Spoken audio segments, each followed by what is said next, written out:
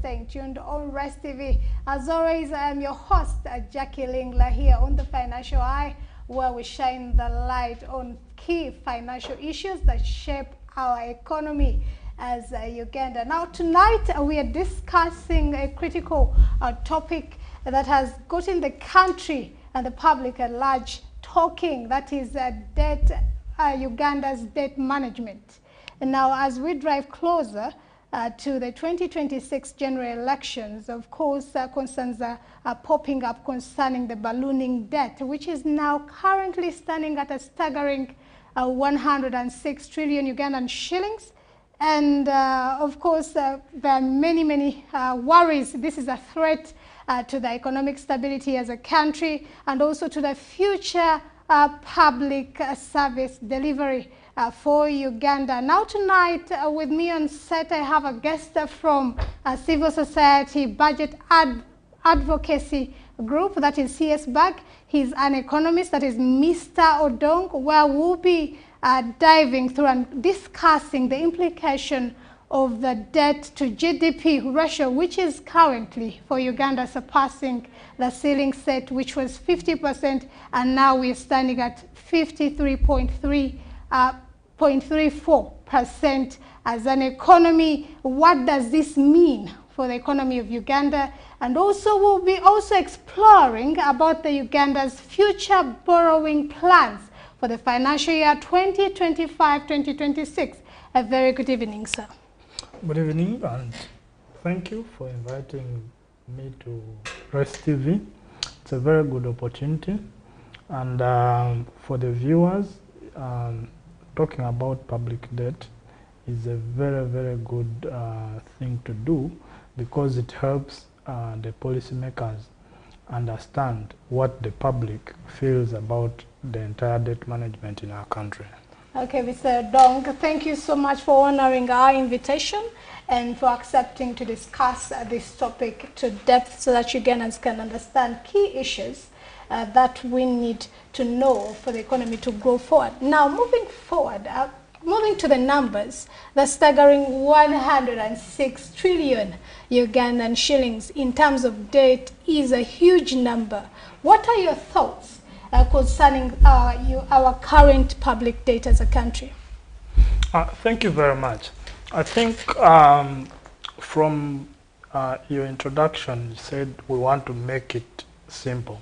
Maybe let's start from defining what a public debt is. Public debt is a claim against public resources. Public resources entail what you and me pay as taxes. So when we pay taxes, we expect that our taxes will be used for buying medicine in the hospital, for building a road, but also to pay debts where government borrows to cover up in cases where money is not enough to finance our budget. So that is where public debt is coming from.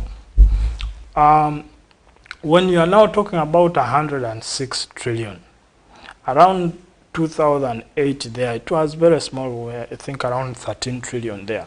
But between 2008 and right now, you see we have been on an upward trend in terms of accumulating debt.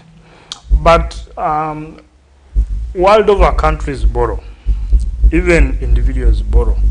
So borrowing per se is not a bad thing, but how are we utilizing what we are borrowing? Because if you don't utilize what you have borrowed very well, then you are bound to borrow again, because you are not able to sustain repaying that debt. So you end up borrowing to pay debt, and that is what in our budget you will see a line there, they are saying debt refinancing, because we do not have ample resources to cover up for the maturing debt that we have. So as years go by, the debt we contracted in 2020, 2022, 2021, like that, it is maturing. Then you find that we have to go back and borrow in order to pay back what has already matured. So that's the situation we have around debt.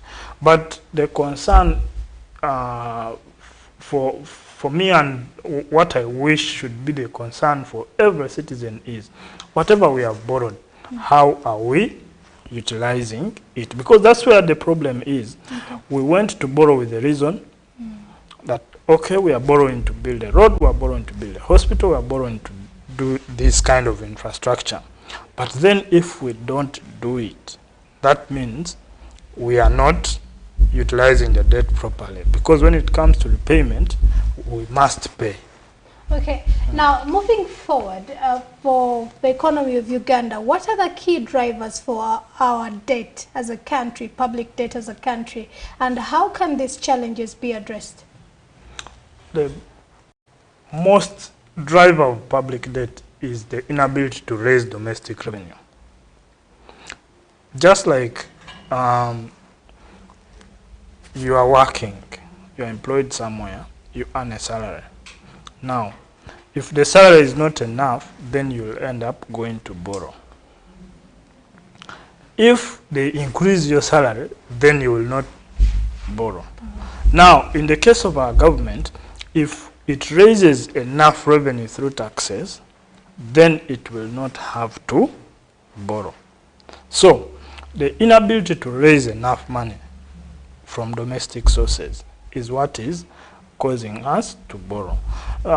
Maybe one thing I would also like to emphasize is that government borrows domestically, that is within Uganda, but also externally, outside Uganda. When you borrow externally, the money is a bit expensive, and also the processes are very stringent. But when you are borrowing locally here, the advantage is it is quick. You borrow from a commercial bank, it takes you a short time to get the money from the commercial bank, and documentation is not so enormous compared to the external side. But the disadvantage is when government borrows from domestic markets, you end up reducing the amount available for a business person. So tomorrow when you go to the bank, they will tell you, you first go back and bring this document. Then you bring the other one. Then you bring this one. Then we have to go back and look at this. Buying time. Now, when you are finding it hard to get money from the bank, it is because government is competing with you. And now when government is competing with you, it means your business is not able to find the money it needs to maybe expand, to invest in machines and so on. Now that again affects revenue collection, because now you will go out of business, your business will collapse, and government cannot get taxes from you when you fold and you go home. So it is like a cycle. Where you're saying, wake up on this issue of public debt. The moment we go into public debt, then we should make sure that the debt is doing what it is required to do. Because if it doesn't, then those are its implications. Externally, it is expensive. Domestically, we are affecting local businesses. When we affect the local businesses, we cannot even speak about jobs now. Because the reason government sometimes comes to borrow is because we are trying to put up initiatives which will help to create jobs. You have taken electricity to the park, an industrial park. But the people who are in that industrial park do not have the loans they need to begin constructing in that industrial park. Even if you have put there everything, you have put electricity, you have put running water in the park. But if that business cannot access money from the financial sector for it to now go into the small operational issues, setting up structures, bringing in machines, you will not have the jobs which you think you're creating by extending electricity to the park. That is because you have simply transferred money which someone was supposed to use for building the factory. You are transferring it for that money to extend electricity there. And yet the assumption is that government should have that ability to extend those services to that place, so that me now, an individual person, I can go to that industrial park and I start business. So that is the environment around our debt as a country. And how it's affecting the economic growth and development in Uganda. So now moving forward, for the current financial budget, that is 2025-2026, the government budgeted to borrow over 34.5, I think 4, approximately trillion Ugandan shillings to finance the budget. What are the potential risks of this? And moving forward also still concerning debt sustainability, what does this mean for Uganda to borrow that kind of money? If our budget is standing at 72 trillion Ugandan shillings and we are borrowing over 34.4 trillion Ugandan shillings. I'll speak to what we are borrowing domestically. Out of that entire sum, if you are removing 11 trillion from the domestic market, let us assume that you will collect the 37 trillion that the government has hoped to collect as taxes. Then you have the interest that you have to pay. You will realize that even if we collected the 37, to the taxpayer who paid you that 37 trillion, they will not benefit from even a half of it, half of the 37, because it is going to pay debt. And we are paying debt of the past. We are not paying debt right now. Recurring debt. Yes, we are paying debt obligations of the past. So for you now to convince someone who is paying taxes that it is going to benefit you, you need to really show someone that this 37 trillion, when it comes, that's why in those allocations, government is saying this is what we are doing for the private sector. So you need what they have promised for the taxpayer to be done. If they have promised that a school will be built, the school should be built. If they have promised that a road will be built, then the road will be built. If they have promised that the railway will be constructed, then the railway should be constructed, because that is how the taxpayer will benefit. Because after you have paid, then it is out of your control. Now you have to wait on the government side. So it is until you are able to use the railway, that is now when you will realize the benefit from your tax. So that is the entire detail around debt. We have a very, very dangerous, I can call it malpractice, where we contract debt when we are not ready. There is something called absorption. You get money from someone that I need to do this with this money. But then the person gives you a condition that if you don't take it within this time, you pay me this amount of money. It is not interest, but it is commitment. Because you have made the other person to stop giving out their money, they know that you will come and take it anytime. Okay. Now, between 2018 and 2023, paying out commitment fees cumulatively is over 400 billion. That is the money which has been allocated for tourism this financial year.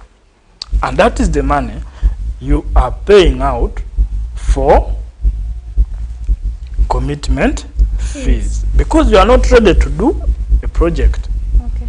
You have borrowed money to construct a road, but you don't have money to relocate people whose land the road is going to pass.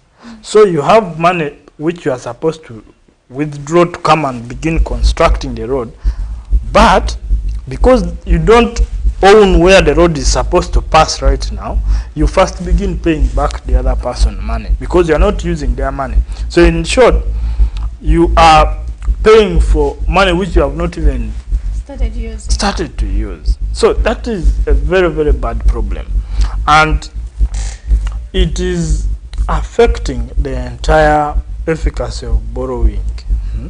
It is making borrowing, which other countries are using, by the way, to really change their fortunes.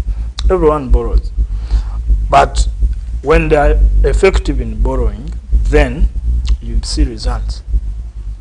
Okay. Now, also, we've mentioned about Uganda's public debt surpassing the threshold, the ceiling set of 50%, according to the chartered responsibility. The Charter of Fiscal Responsibility. Charter of Fiscal Responsibility of 50%. Now Uganda is standing at 53.3%. For Ugandans who are watching us right now, what is this thing? What, in a layman's language, when you say that debt to GDP ratio should at least be below 50%, what does that mean? I think, what is GDP? That is the first thing. What is GDP? That is the value of our economic activity here in Uganda, what we are producing as a country. You have seen very many documents of government where they are saying in 2040 our economy will be $500 billion. So right now, whatever we are doing, we want to make sure that we have an economy of $500 billion. When you look at our economy now, from the last budget speech, I think we are around $160 billion.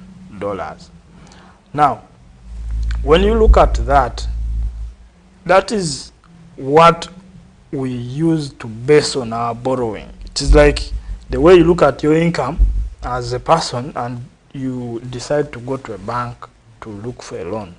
So that is why you see that when you're trying to measure the amount which I'm going to borrow, does it align with what I am worth as a country? Because you don't want a scenario where you go and borrow, then you realize that even if you sold everything you had, you are not able to pay the debt. You have seen countries go back and say, you forgive us, we can't pay. When you reach that situation where you are not able to pay, then it becomes dangerous because you affect your other commitments with other countries. So that is why that ratio is very, very important. But discussing that ratio alone is not very helpful. What is helpful is for us to discuss that debt which is making us go above 50%, what is it doing? Okay. That is what we should be discussing. That is where we're going to start from in our we're right now going for commercial break. What should Uganda do to manage its public debt such that they can ensure economic stability and the future of public service delivery is secured? Those of you who are just watching us right now, continue. Please do not touch the dial. We're going for commercial break. We'll be right back. The Financial Eye, making finance clear, no complex.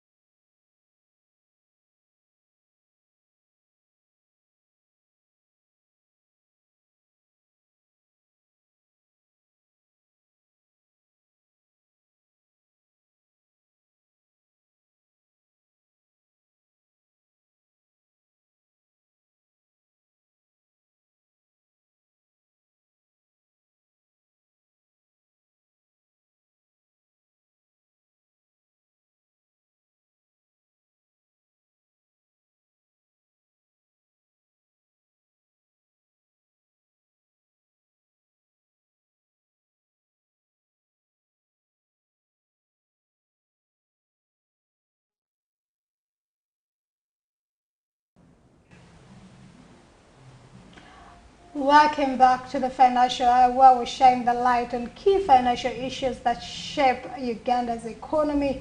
Now with me, I'm not alone. As always, I have a guest from CS Bank, that is Civil Society Budget Advocacy Group, and he's an economist, Mr. Odong Eric, and we're digesting and discussing about the key issues. One of them is that is actually being spoken in the public, that has brought concerns, especially now that we're going for the general elections, that is public debt management in Uganda. Why are we seeing an increment in the status in terms of borrowing for Uganda from year to year, and what should the country do to address this problem?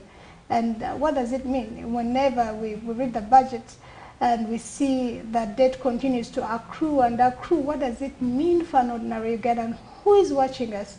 What are the implications? So, sir, we're discussing concerning the debt to GDP ratio and how Uganda is now surpassed the threshold of 50%. Yes. So, what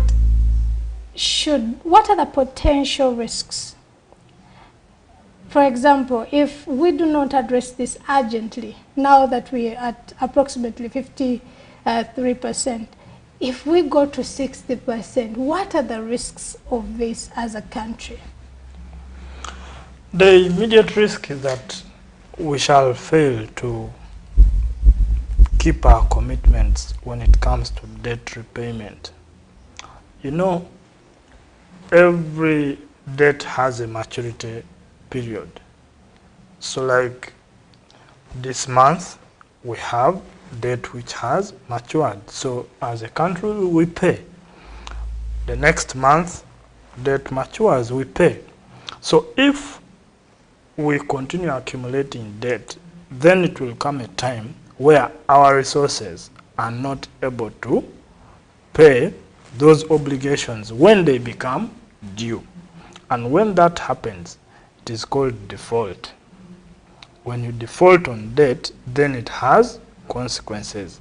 Some of the consequences include attachment of your properties as a country. So you'll have someone, maybe Uganda Airlines has flown somewhere, then the person will attach our aircraft from there because we have failed to pay this person their money. So what that means is that as a country, we go into a very unsustainable situation financially.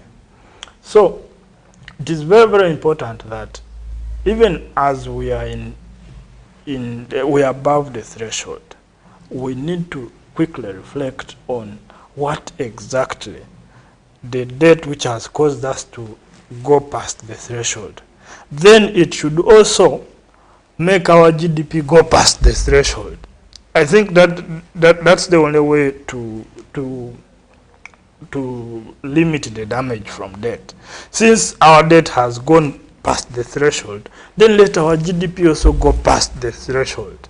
And how will it go there? It is by making those projects which we went for the debt, which we are financing through the debt. Those projects must work.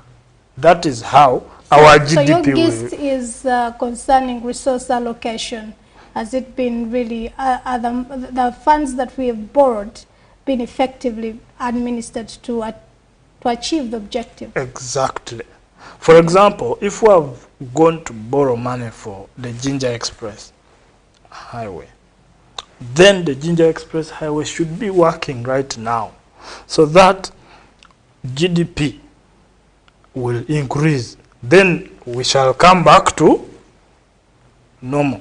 Okay. But now you have one side increasing, and that is the debt side. But on the side of GDP, while we are borrowing, there is no serious impact, which is causing the GDP to rise. It is on an upward trajectory, yes, but we have outpaced this side of GDP, the way we are borrowing, because we are borrowing both externally and domestically. We are so aggressive in borrowing. But when it comes to implementation or the use of the borrowed funds, we are not aggressive. Because if we are saying within 1 month we have finalized the loan agreement, or within, you remember the Umeme issue. Yeah. Yeah. It took us a very short time to secure money domestically to pay Umeme. But now, you look at it the other side. How long will it take us to begin a project? And even when it is begun, how effective is it? The Busega project, that is again another classic example of how we are misusing debt. Okay. So when you have those problems there, you are right to worry that when we're above 50%, what is going to happen? So it is upon the responsible policymakers to make sure that they align the growth in debt to the growth in GDP. If our growth in GDP is 6%, then we have to make sure that our debt obligations are within the range of our GDP, so that we are able to remain able to pay our debts. That is very, very important. Okay. So now, what is the role of transparency and accountability in terms of debt management in a country like Uganda? And what should be done in Uganda to improve these areas? Transparency is very important, because when we are transparent, then we are able to get the best priced debt. When we are not transparent, then we leave room for fraud in debt. Fraud in debt means someone connives with another person to lend to Uganda expensively. Okay. So that can happen if you are not transparent. Also, when the borrowed money comes, if you're transparent, then you are able to get proper utilization of this money. For example, when you have got the money and you have put it in the railway project, you know that I borrowed this amount from the bank. When it was disbursed to me, it went to the contractor of Uganda Railways. You are able to go and monitor. Is the railway there? Is it according to the standard? Is it working? So that is what transparency brings. So you find that even to a taxpayer, someone who is your backing in the borrowing, okay, that is the taxpayer. They are able to see what you're doing, and they will be happy when paying taxes. So you find that you will be able to repay the money which you borrowed. That is how important transparency is. Right now, what we see is that we are able to see these cumulative figures. We have seen there's a loan here, there's a loan there, there's a loan here, there's a loan there. Some of these agreements, it is not clear. So that leaves room for someone to think, maybe there's a bad clause somewhere, maybe there's a problem somewhere. So those cases are there. But the most important part is, how is this debt being utilized? Okay. For example, if you have a family and you go and borrow money to pay school fees, okay, your children are seeing that you borrowed the money, you have paid school fees for them. That is transparency. okay, Because they are in school. okay, They have seen it. They're in school, you borrowed an amount, you took it to school, you have paid school fees. It's as straightforward as that. But if you borrow money in the name of paying school fees, then you begin living large as the father of the home. Then you leave room for suspicion, even if you have paid the school fees. First, people will think maybe that is not the amount he borrowed. So what happens to us? How are we going to pay back the money as a family? So those are the issues around transparency in debt. Okay. Now, concerning the ordinary Ugandans who are watching us tonight, in case debt management is not effective in a country, what would be the worst case scenario for Ugandans? What is the implication of that to for an ordinary Ugandan in terms of cost of living, the price of goods and services they are trying to get as a Ugandan citizen? We live in Uganda, you and me. Let me not speak like it is, we have come from another country, we are in Uganda. Okay. To get here, I went through JAM. Okay. That is already an implication. Cost of public services, for example, health, education, that kind of cost is something which would have been subsidized through our investments, okay, public investments. So when debt management is not effective, then you will begin seeing pressure in the delivery of service to the public.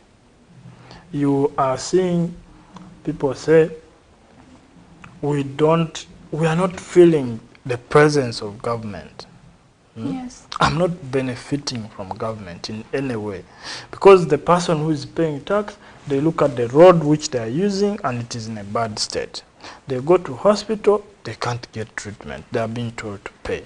They go to school, the teachers are not there. Or the teachers are complaining. You go to school, they are telling you to buy everything.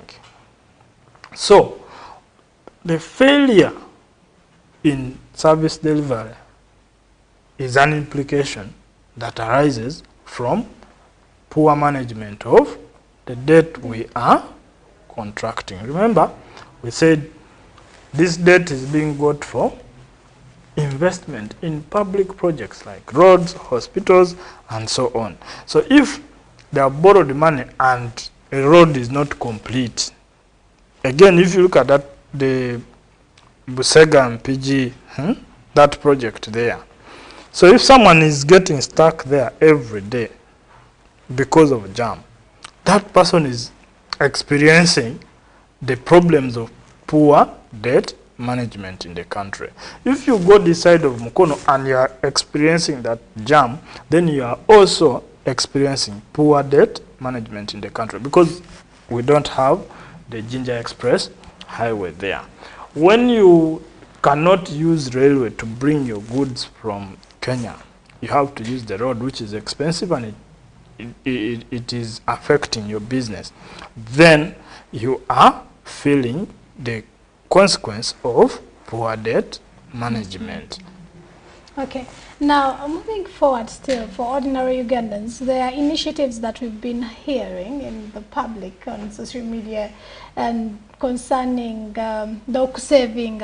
I've had an initiative of Okusaving where the public has been called upon to invest in government securities through mobile money. I would want to get clarity.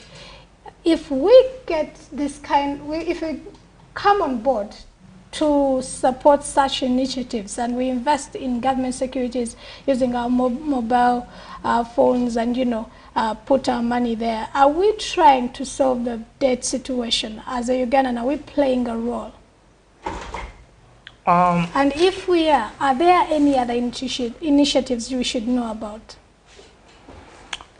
The citizen, when you buy treasury bills from government, technically you are lending to government. Okay. So by that statement, you are literally increasing domestic debt. Okay. Okay? You are increasing domestic debt. But there are also citizens who are going to Uganda Development Bank and they are failing to get money.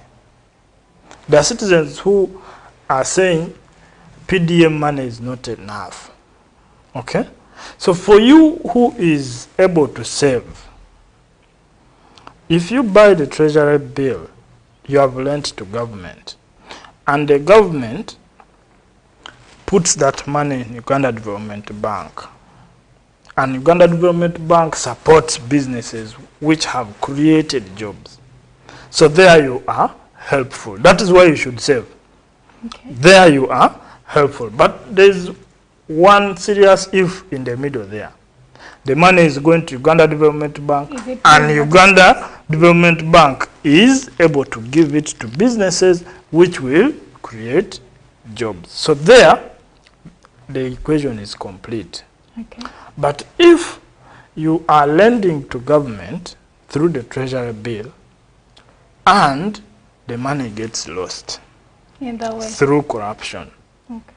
or the Diversion. projects are not fully executed, then you are worsening the debt situation, because government came to you, borrowed from you, and it was misused, and now the same government has to tax you to pay you back your money.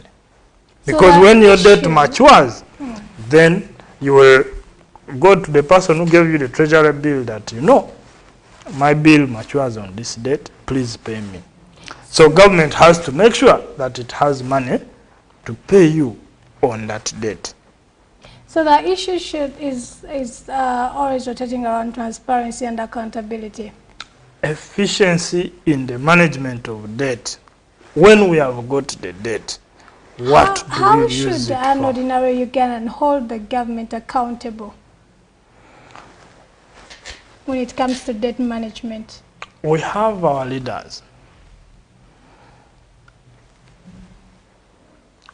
Part of the entire budgeting process of government involves us, the Ugandans. And that is where issues are.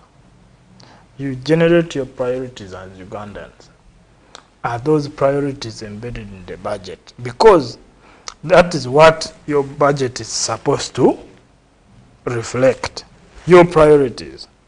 So that is where Ugandans have to now be interested. How is the budget aligned to our priorities? For example, in a sub-county somewhere, is our sub-county budget having our priorities?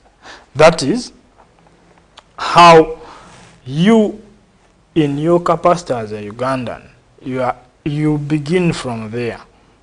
So that now you ask yourself, so who is responsible for this budget? Okay.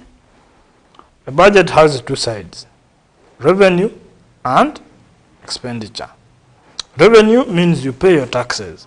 So make sure you pay your taxes very diligently. Then you now hold the other side of expenditure accountable. Your leaders have to make sure that whatever they promised to deliver to you through your budget is delivered. We are in a campaign season. It is very important that we understand roles. For the Electoral Commission, this is the time to now take stock on the level of voter education that we have done. Because now candidates, maybe promises of things which candidates cannot do should be criminalized. Okay. An MP is going to tell someone that they are going to build a road. And yet, the role of building a road is government. But someone is going to say, me, I will build for you a hospital. So, that kind of promise distorts the way the public is supposed to hold government accountable. So you now get lost. Is it my MP I should hold accountable for the road he promised, or it is my district leadership? Okay. Is it my head teacher in a school in my village that I should hold accountable when children are not learning, or I should be holding my MP accountable. So that kind of confusion is what puts the citizens at a bit of a disadvantage. And yet you need the citizen to really hold all these policymakers, all these technocrats in government, to hold them accountable for their actions. Because today you are on the other side. You are the one implementing. Then you retire, you come decide. Now you become also a taxpayer and a normal citizen. Then you begin facing the other side. So that is the most important thing. Citizens, first, do your part, pay your taxes very well. Okay. Then secondly, make sure that you participate in these processes. Every year, the Auditor General releases a report on how public money has been utilized in the previous year, including the debt we are talking about here.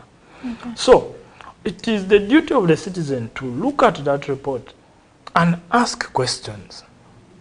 What exactly has been done to recover money which has been identified that it was misused? Embezzled. Yes, what has been done? So everyone should be asking IGG. Okay. And okay, from the last Auditor General's report, we have seen this amount of money was misused and it should be returned. How much has come back? That's how you hold your leaders accountable. Okay. Then, where there are recommendations to improve the management of public finances, are they being followed to the letter? That is what the citizens should be asking their MP, their LOC5, their LOC3, the sub-county chief, the health in charge, the district health officer, the inspector of schools, all the government structure. Those are the questions you ask, because these platforms are there. There are those barazas that are put in place, there are meetings that are put in place. So it is your duty to go to those meetings and ask those questions when you have got evidence, because the Auditor General does it and leaves it there for you. So it is your duty to get it, okay, go through it, and go and ask the questions. Okay. Just maybe point out two key issues as to why, if we to compare in the East African bloc, of course I would compare maybe closest, I would compare Kenya and Rwanda to our economy. Yes. Why do you think their debt management is more effective? Because when we look at service delivery, when you see the infrastructure development, it's much better there than in Uganda. When you look at the health sector, if you to compare it to the one here, it's much better. When you look at the education system, so why do you think there is that deviation if you are to compare the economies in the East African bloc? Thank you very much for that for that perspective. Maybe to contextualize it, what about the corruption index? How is corruption in Rwanda compared to Uganda? That just gives you the answer. The answer.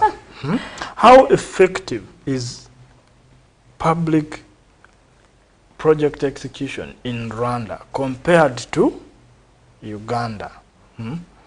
How efficient is service delivery in Rwanda compared to Uganda? So those are the questions. When you have answers to those questions, then you can see that maybe we deserve to be where we are. Okay. But it doesn't mean that we have no possibility of improvement or to redeem ourselves.